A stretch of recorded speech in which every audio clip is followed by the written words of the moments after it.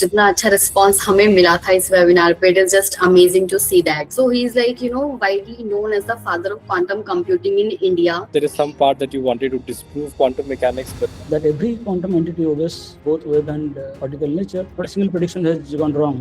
Classical information you can always copy, right? You copy your file from your mobile to laptop, from hard drive to your desktop, and so on, right? Or quantum information from classical information. Because to build a quantum computer, you need qubit. All the devices that you see in the IBM platform or Google or any platform, they are mostly noisy quantum computers. Because in the quantum industry, a lot of opportunity coming up over the last couple of years, and in future, I would say there more opportunities also. And that's the beauty of quantum computer and superposition principle, which helps you to achieve this so-called massive parallelism, which you don't see classical computer. Is one thing. Quantum superposition. The second thing is your quantum entanglement. So hi everyone, I am Ritika.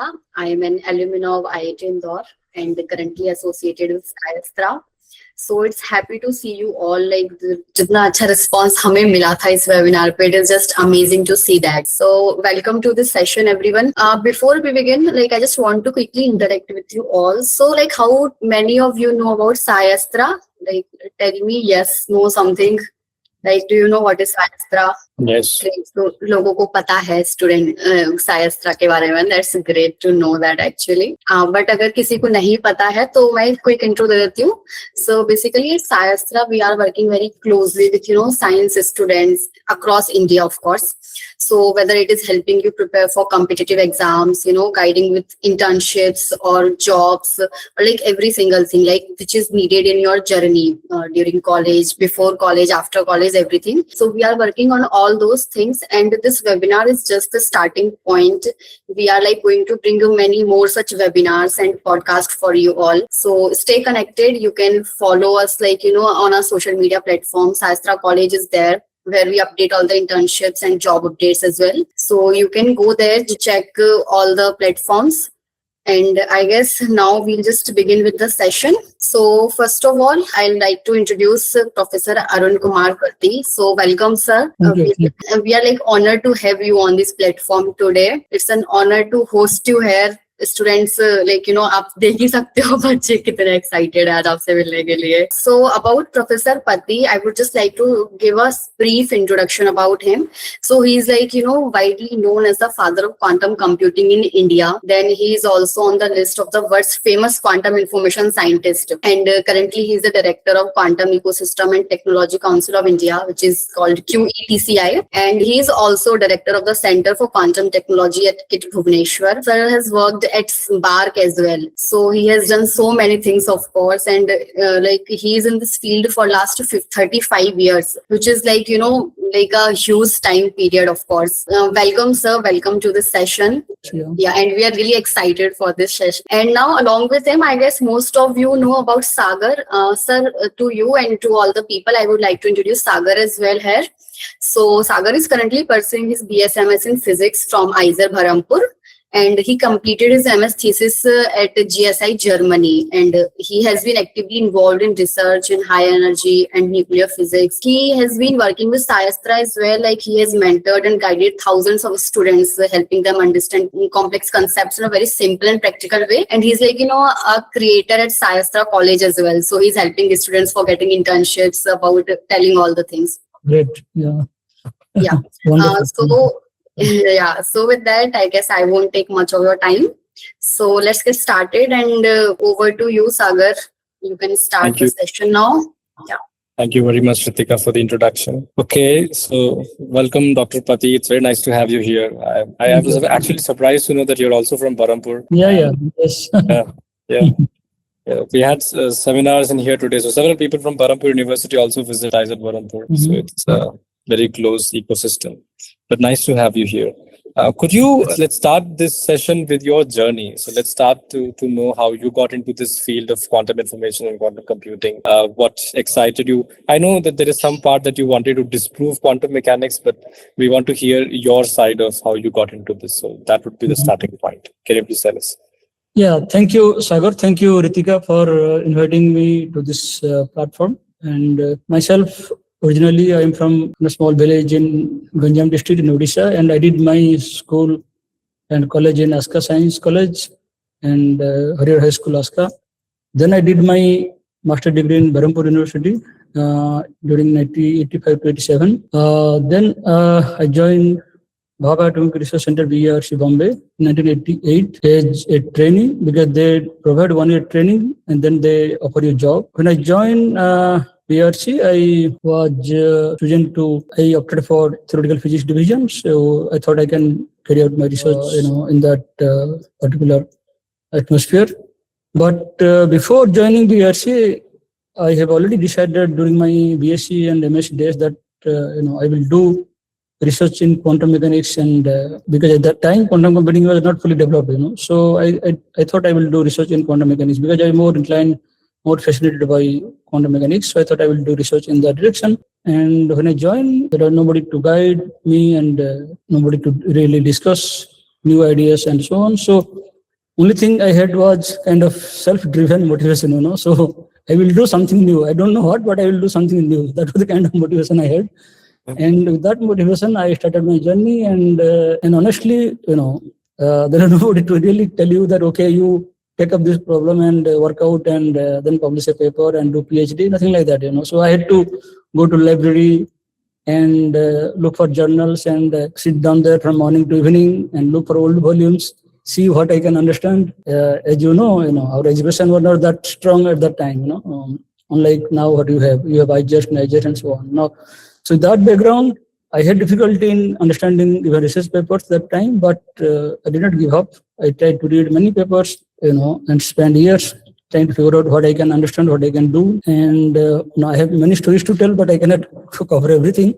But slowly I tried to figure out, what is really setting at that time. And during that period, I encountered this very famous paper by David Deutsch, who is the father of quantum computing, So his paper came in 1985 and also in 1989, around exactly at that time. So when I joined BAR. And once I read the paper, I could not understand anything, but somehow I had a feeling that this is something which is going to change the future, So that clicked me, and I got the kind of inspiration. So I thought, let me pursue something along that direction.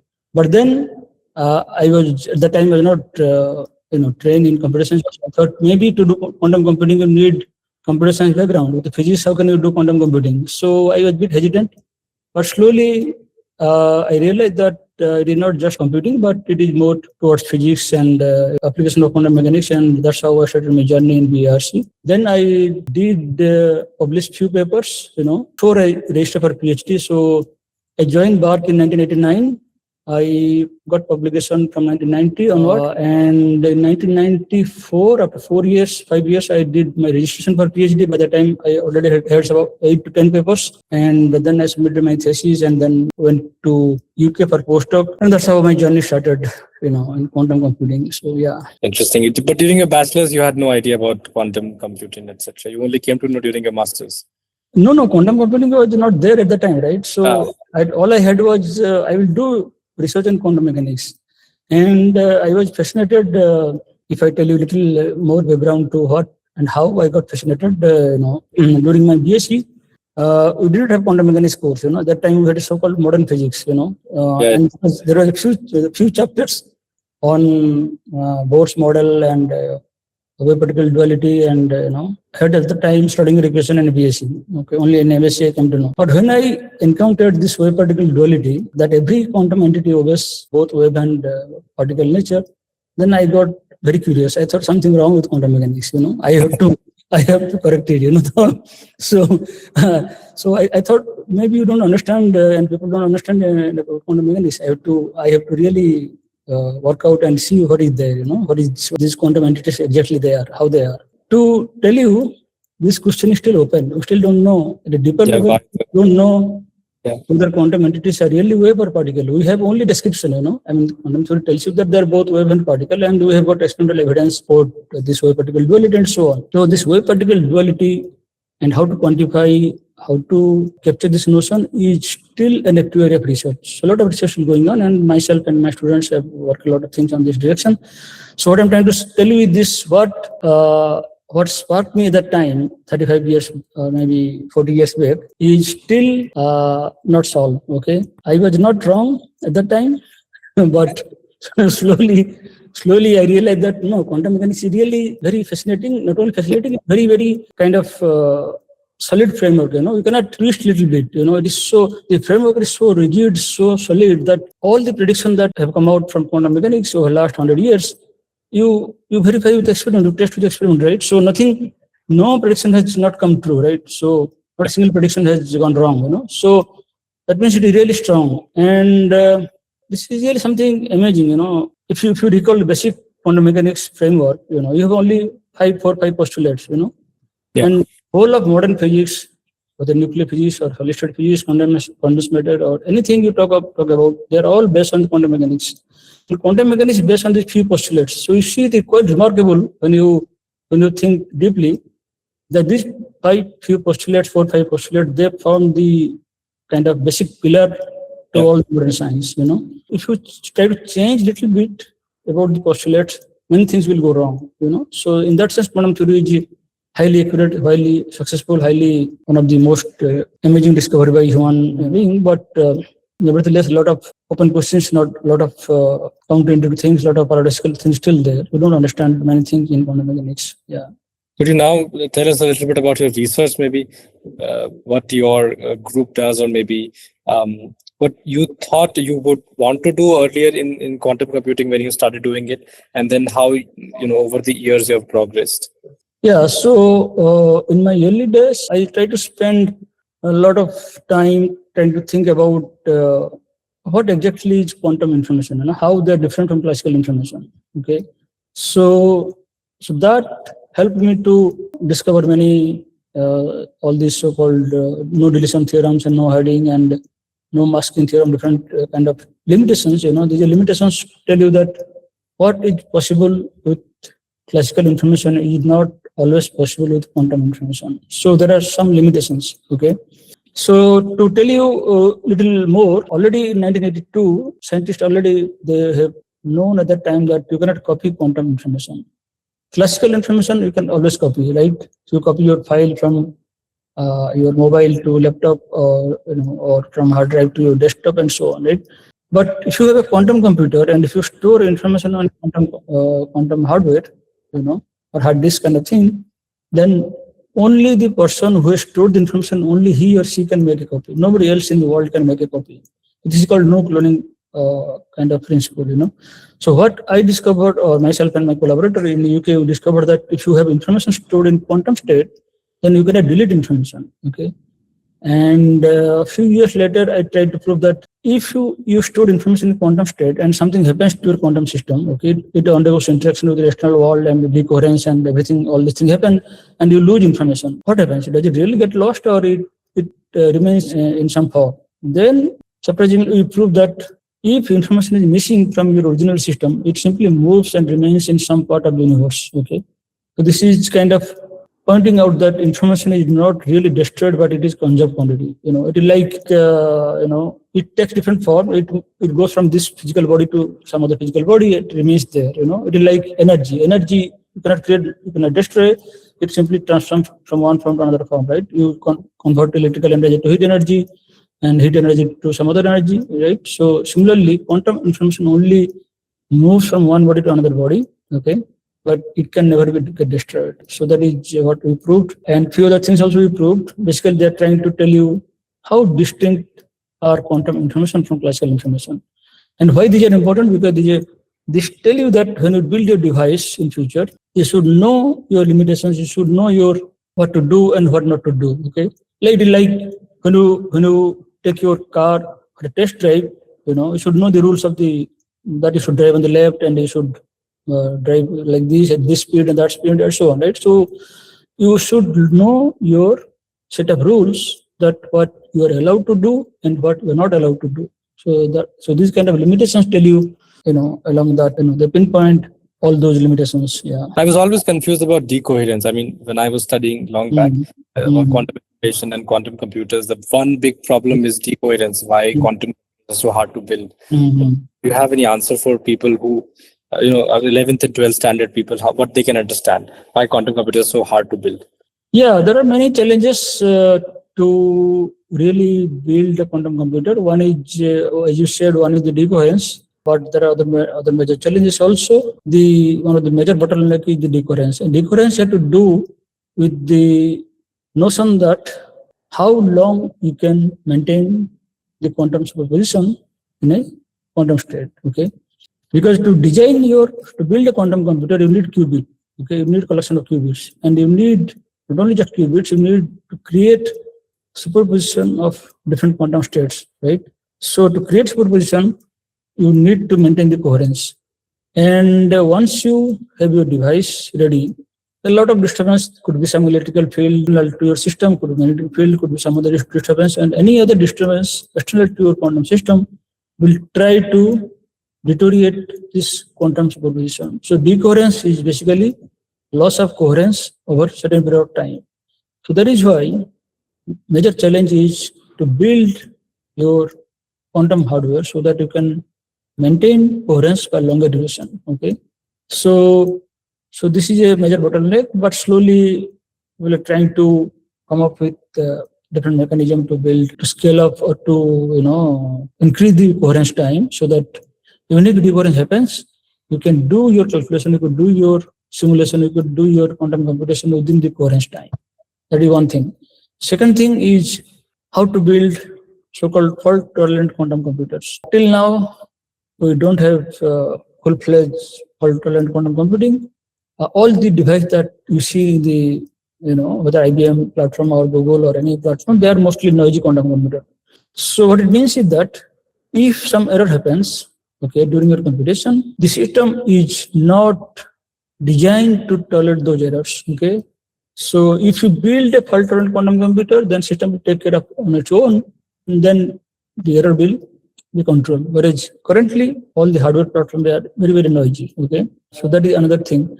And to build a fault-tolerant quantum computer, you need to have an encoding mechanism where you need many physical qubits to store a single logical qubit. That means if you suppose you want to build, say, 1,000 logical qubit, okay, each logical qubit will need many physical qubit. Could be 100, could be maybe few hundred, and so on. So that gets multiplied. Okay, that means if you want to build a 1,000 logical qubit, maybe you need million physical qubit. So that adds another major hurdle to how do you scale up number of qubit with so many interacting quantum systems. And of course, there is progress. There are a lot of progress happening, but that is the second challenge. And third challenge is how to identify the right physical system so that you can have a full-fledged commercially viable quantum computer. Okay, currently there are many platforms, like you have superconducting platform, you have ion trap, you have atomic qubit, and you have photonic qubit, you have quantum dot, many things are coming up. Okay, but which platform will scale up so that you can design a desktop quantum computer or desktop laptop quantum computer? Not very clear. Okay, so a lot of research going on.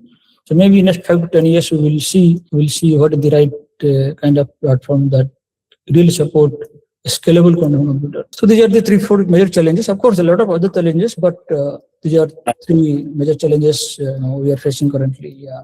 But how far along is Indian research in terms of quantum computing? I mean, do we have any global standpoint in terms of, let's say, Google's quantum computer or IBM's quantum computer? How far along are we? Unfortunately, we are a little behind, but yeah. So if you say on theoretical side, a lot of research happening, and I've been working almost for more than 3 decades. So, and many other people also working for more than two decades or so. So on theoretical side, a lot of research is going on, right? But as you pointed out, what is India's status or standpoint on similar to Google or IBM? Unfortunately, we are behind. Okay, so they have gone to build several thousand qubit, whereas in India, the one private startup company, QPi AI, they have come up with 26 number of qubit, and slowly they will go up to maybe some 100 qubit, but it will take more time. And with the National Quantum Mission and funding coming up, I think more and more companies and startups will be able to scale up maybe in next 5 years or so, I would say. Yeah.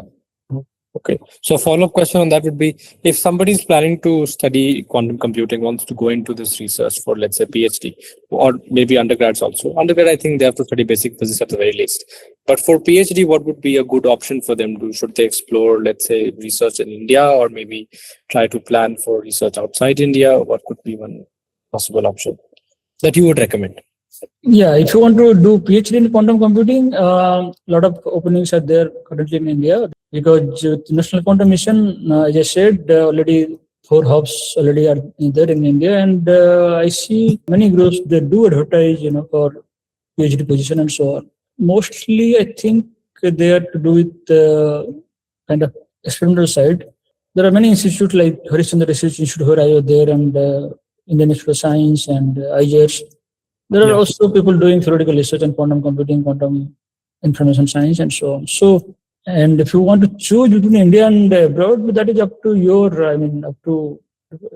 choice. But I won't say that all the time or always you can be more productive and more more beneficial if you do PhD in abroad. Rather, I would say do PhD in India and go for postdoc abroad, so that you have both the national and international exposure, and then you build up a network which will help continue your collaboration when you join for some faculty position in some institute. That may be, I would say, more practical point. But of course, others may differ, but it is up to individual's choice, I would say. Yeah, it's also a personal preference, correct? Yeah. I mean, I ask this question because many students of BSc, BTech, or even in India, they find themselves confused between acquiring industrial skills or maybe learn fundamental physics if they're planning to go into this field. What do you think is more important for them to focus on during their undergrads if they are planning to go into this quantum industry or quantum computing? Going to quantum industry side, that's a very important question, I would say, but let me tell you practical answer. Going to quantum industry, you don't always need to do PhD, okay? Unless you want to be a researcher or want to do high-end research in particular industry, then you can do PhD, you can do postdoc, and that is fine, you can join some industry. But if you just want to explore industry and work for a quantum industry, then you can do BSc or BTech and get some basic understanding of quantum mechanics and quantum computing. And also, along with that, you can have a good exposure, good understanding of computer science. And with a blend of this, both the background, I think we can do many things in quantum industry. Because in quantum industry, a lot of opportunity coming up over the last couple of years, and in future, I would say there are more opportunities also. So in quantum industry, there are many different kind of opportunities, I would say. First opportunity, you can say that you need people who can do quantum simulation, who can develop new quantum algorithm, and who can use quantum computing platform like Qiskit and other platforms. So for that, if you can develop a strong background in computer science and mathematics and quantum mechanics, then you can do quite well and very well in this in these directions. And there are second kind of opportunity, I would say, that had to do with quantum hardware side, okay? Because to build a quantum computer or even quantum communication system and things like that, you need, or quantum sensor, you need to have expertise in, say, photonic or cryogenics or maybe control system and electronics, things like that. So if you have background in a BTech or engineering kind of thing, so that probably will help to some extent. You can choose your career to join as a quantum hardware engineer also. That kind of opportunity are already I see in some sectors, and in future again, a lot more is going to come on. In addition to that, there is another kind of opportunity, I would say, that it to do with quantum aware kind of professional, where you don't need deep expertise in quantum computing. You do have some exposure, okay, in quantum computing or quantum information science. But then you try to apply your knowledge in, say, finance or maybe in optimization or maybe in AI. So there you don't need to do PhD. With your engineering or BSc, MSc or BTech, MTech background, you can also try to take up some position which will be beneficial for you. So, yeah. The follow-up on that would be, what is the impact of the national quantum mission? India is also trying to step up their own R&D infrastructure and budget, very much bring us on the forefront of this research.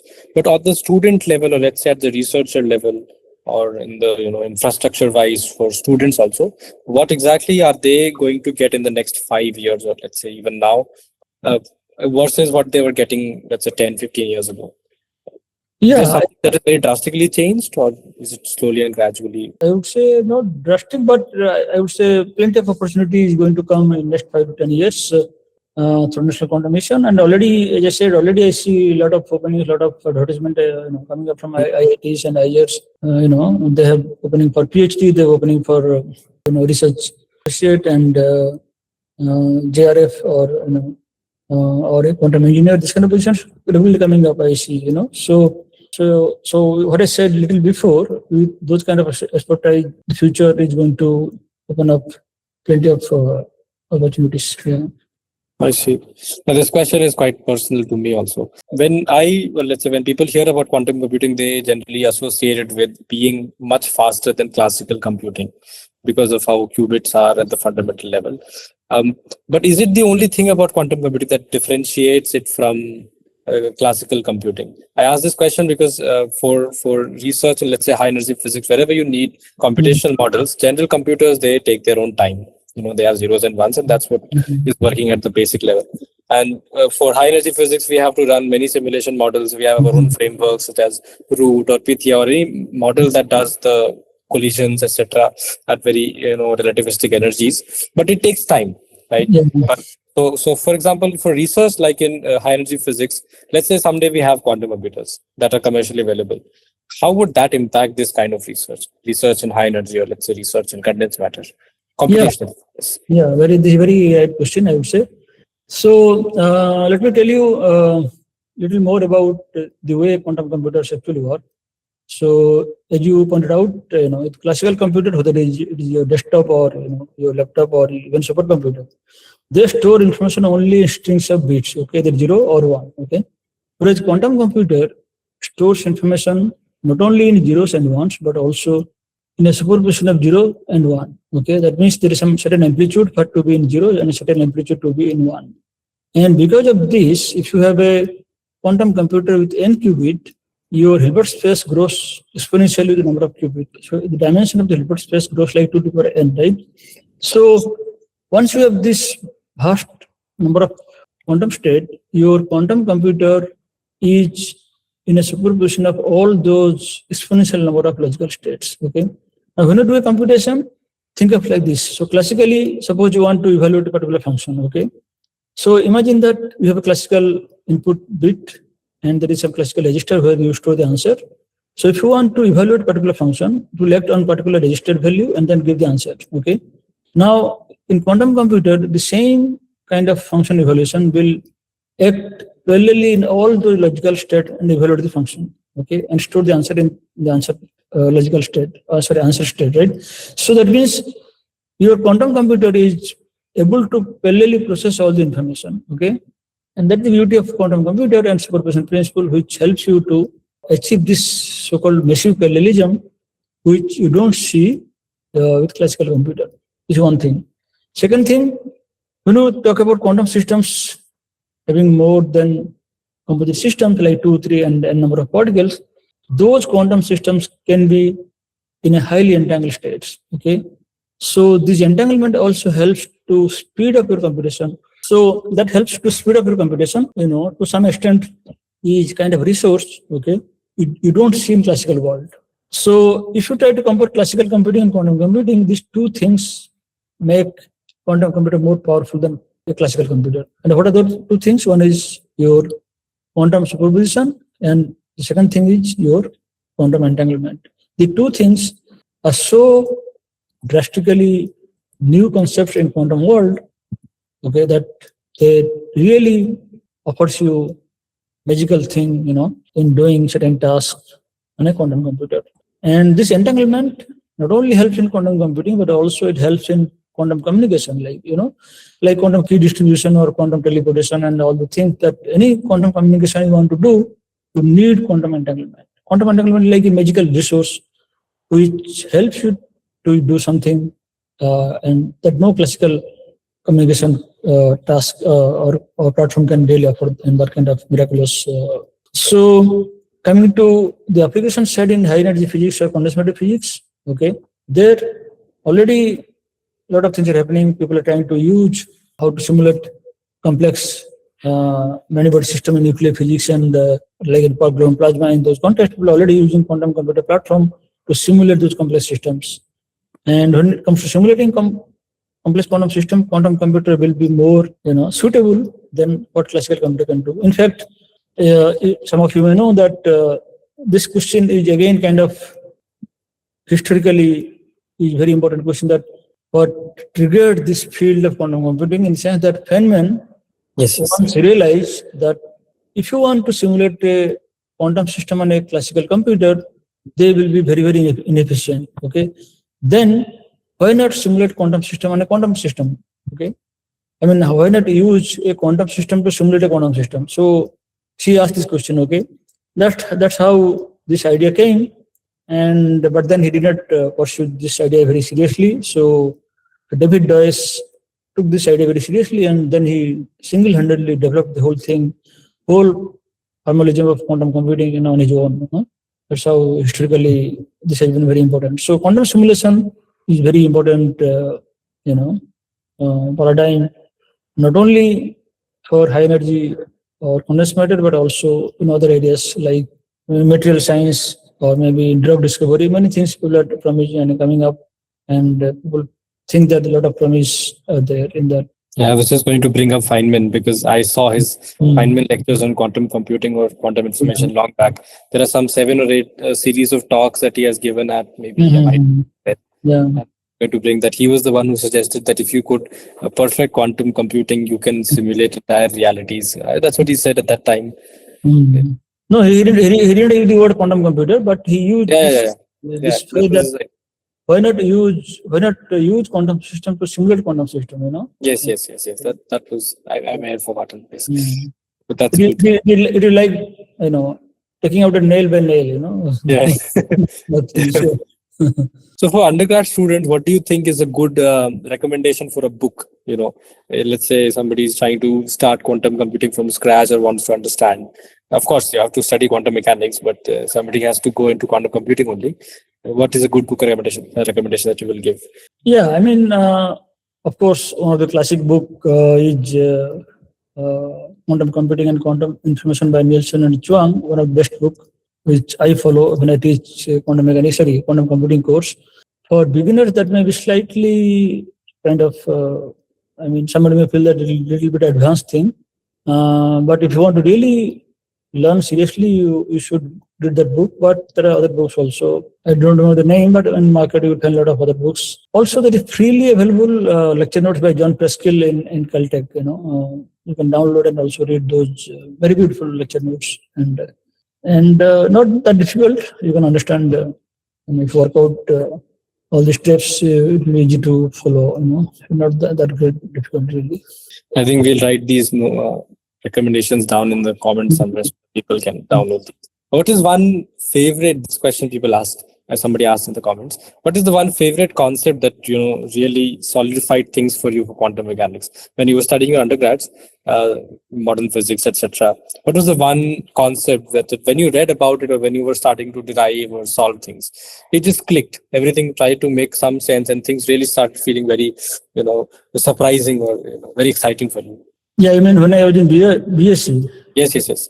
Yeah, I told no. So when I read this wave particle theory, wave particle thing. Okay. That is something I thought completely weird and completely mysterious to me. I thought crux of quantum mechanics, and in fact that is true. So everything, all the counterintuitive thing that you see in quantum world, and whether entanglement or quantum non-locality or any quantum feature you see, basically boils down to quantum superposition, and then basically it is coming due to the wave particle duality. Okay, so I would say the wave particle duality is made me to think seriously about pursuing research in quantum mechanics. Before BSc and before I learned about wave particle duality, now I was thinking that I will go in film line or maybe become actor or maybe music director and maybe maybe a lyricist, or maybe film director and so on. so I had lot of ideas at the time. So this particular thing changed my trajectory completely. So that's how it is. Yeah. But after 35 years of being in the field, is still wave particle duality your still the Still it is mysterious. Yeah, still it is it's the all-time love? Okay. Yeah, it's still a mystery. Because honestly, we still don't know what this quantum entity, whether you talk about electron or proton, neutron, any fundamental particle, what they are exactly. Are they really wave or real particle? Something else? Are they something else? And only they reveal only these two features? Could be something else. We don't know. Okay, it is like this analogy you might have heard before also. Like you have an elephant and the blind people try to touch only leg and other things, and they describe this is something, right? So it is like that. So the quantum entity is like a quantum elephant, to me. We don't know what they are. So I think this statement was made by, I was watching one of the lectures by V. Balakrishnan. He's from IT Madras. A lecture series he has on YouTube, and he said the same thing, that people keep questioning whether an electron is whether it's a wave or an a particle. We don't know, and we should really debate on these questions. That is the standing point, and that is where we start with the idea that things are not the way we supposed. Let's say when modern physics was starting out. Yeah, like in early 30s when the quantum mechanics was being developed, Bohr was of the opinion that it is not possible to measure or display both wave and particle nature in a given experiment. Okay, in a single experiment you will see either wave or particle nature, but later on people come up with so-called trade-off relation between wave and particle nature, and then they quantified that if this much is wave, this much is particle nature, then if you add up these two things, that is less than or equal to 1. That means you can actually set up an experiment where you can tune your wave nature slowly, and slowly you can go towards particle nature, and then slowly from particle nature you can tune and you can come towards wave nature. So this wave particle duality feature is actually tunable in that sense, So of course, you cannot see full wave and full particle nature at the same time, but there is a trade-off. This is also known as wave particle duality relation in quantum mechanics also. Yeah. So then, based on this wave particle duality thing only, is your favorite experiment proving the wave particle thing? Is it Young's double slit experiment, or is it the Heisenberg? No, Young's double slit experiment. Yes. I figured. And to add even to power of this Young's double slit experiment, any quantum experiment you can actually turn and twist towards this double slit experiment, and you can understand many things. So that's the power of double slit experiment, you see. So many things you can do with this double slit setup. Yeah. Okay, it's very nice.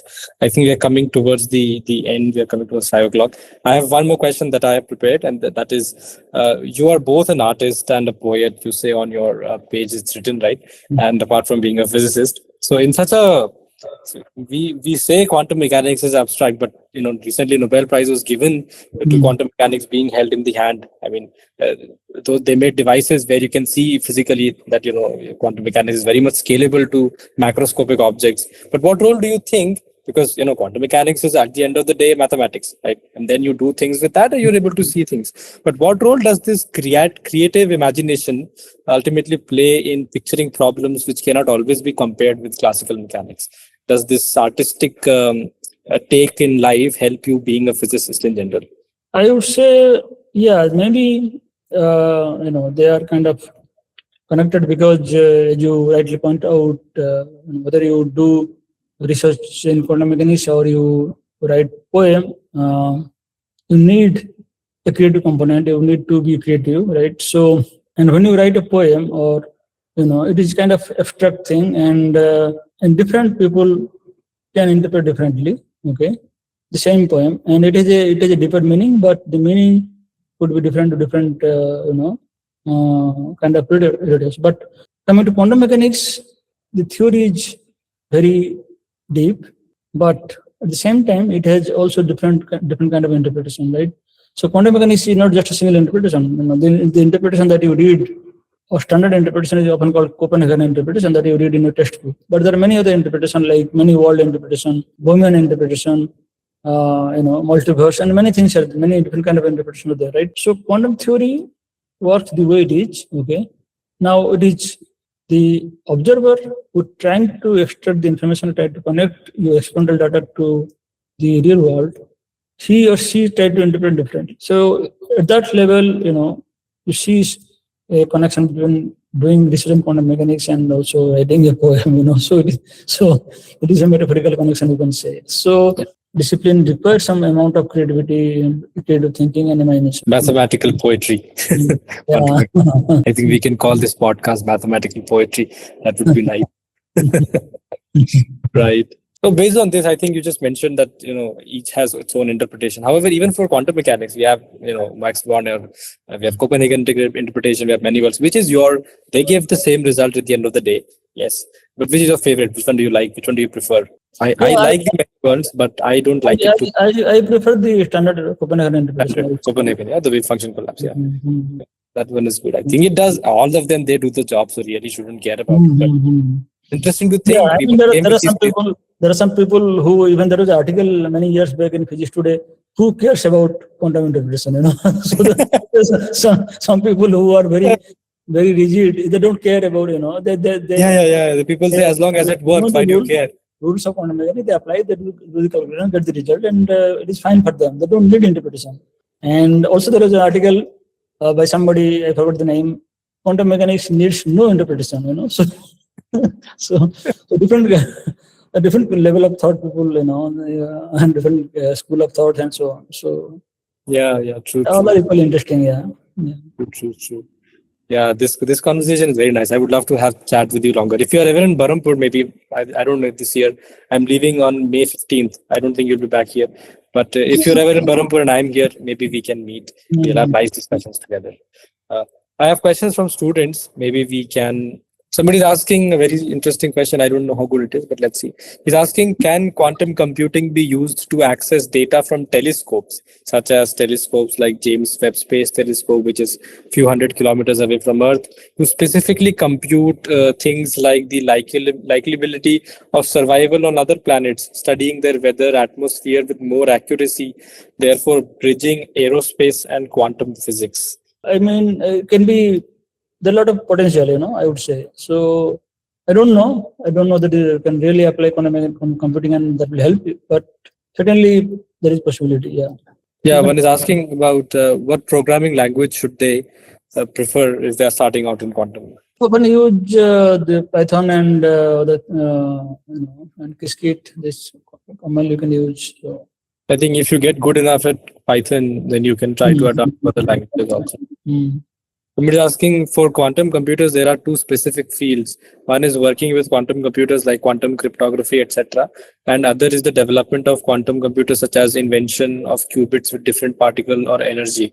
Yeah, I mean, if you want to build quantum computing hardware using different, maybe he means different kind of physical system. When he means particle, you can have superconducting platform, you can have ion trap, or maybe atomic qubit and so on. So those are active of research. You can take up those directions, and of course, if you want to pursue other areas of quantum technology like quantum communication or quantum sensing or quantum metrology, those are also very important, very open areas. Also, you can take up those directions also. There is a question: someone who is in his first year of BSc, what skill should he acquire for industry quantum computing? You need a basic course in quantum mechanics. And then you can also, if you want to do on quantum hardware side, you can try to learn, electronics and maybe also computer science background. That will help. So with all these expertise, maybe you can plan the next course. Yeah, but they also need the linear algebra course also. Right. Yeah, that would be important. I started doing quantum without linear algebra. Realized I should. When somebody is asking, what are the programs to join in quantum computing after BSc in physics in India? After BSc, there are not many opportunities, but after MSc, there are many places where you can do MTech in quantum computing, quantum technology, like IIS Bangalore. They offer quantum technology, MTech kind of thing, and then also in Pune Defense Institute, they offer MTech quantum technology, and many private colleges also, I think they started. So that is the possibility, I would say. Okay, so there are careers after masters, which is Yeah, good to know. Mm. People generally have this notion only after PhD. Somebody's asking very interesting question. Quantum entanglement using special theory of relativity. Then can we transport material quantum mechanically, basically teleport them or transport them? Teleportation already been proposed in 1993 and experimentally already tested in 1997. A lot of things are already happening, teleportation. But coming to the first part of your question, already research going on how to generalize, how to develop quantum information science in relativistic moving frame, So there is so-called relativistic quantum information. Okay, so what happens to entanglement, what happens to superposition and so on when you go to moving frame, So that kind of thing already a lot of things are happening. Yeah. That is the theory of research, I would say. Yeah. Yeah, so sir, I guess we can just answer this one last question, like about the roadmap, that if somebody is starting their career in 12th and bachelor's, how can they actually enter in this field? Yeah, so if you are in 12th, then you have to, of course, you have to complete your, BSc or BTech. And then if you want to do pure research, like basic research in quantum computing, quantum technology, or quantum information science, then you have to do PhD, then go for postdoc and build a career in research. Okay. And then, but if you want to do pure industry side job kind of thing, then you don't need to do PhD. After BTech, you can do MTech in quantum technology, then join some industry. So these are the few things you can plan accordingly. Quantum computers have a lot of permutation and combinations of answers. So there will be a lot of mistakes also in answers. So how do we sort these mistakes? Yeah, so if there is a mistake, then you have to discard and run again your quantum computer. And then most of the time, getting an answer from quantum computer is kind of probabilistic, So you have to keep running till you get the correct answer. So just like ChatGPT, but better. Sir, is AI going to like affect quantum technology in any way? No. That is never going to happen. In fact, AI will supplement the future of quantum computing research, and there is already a lot of work going on quantum AI. Okay, so they're combining quantum computing and AI and developing a new area, so-called quantum AI. So this will supplement. They're not, disturb. So guys, your future jobs are safe from AI. Yeah, yes.